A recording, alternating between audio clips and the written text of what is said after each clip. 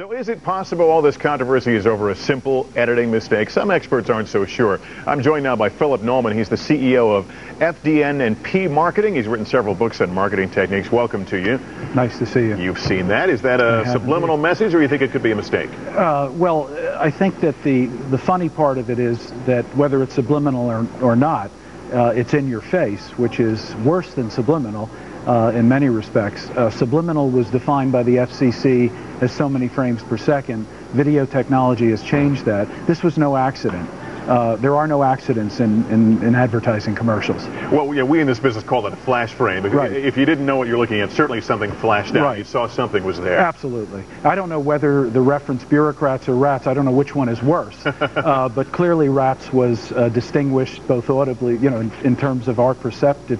You mentioned FCC. Yeah. There are laws that cover subliminal advertising. Would this violate the law? Well, because we can perceive the word, it would not violate the law.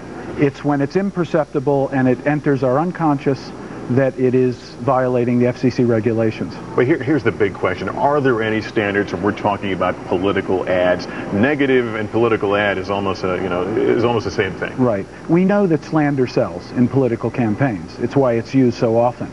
You slander the other side, you gain ground, the other side attacks or reattacks. This was an ad that was designed to segregate the word bureaucrats into rats. It did it.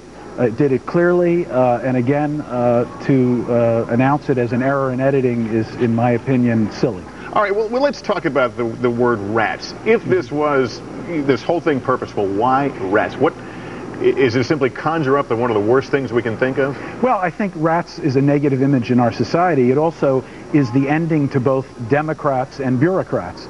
So it can be segregated from both of those terms, which of course apply in Bush's mind to the Gore camp. Rats, to most consumers, depicts nasty, dirty vermin. But would you ever catch it, though, at full speed and no one called attention to it? Yes, I saw it and I saw there's a flash there, but I didn't initially see the word. So what good would it do if it was put there on purpose? Well, what it does is it just impacts a message that is negative beyond what the content of the commercial is.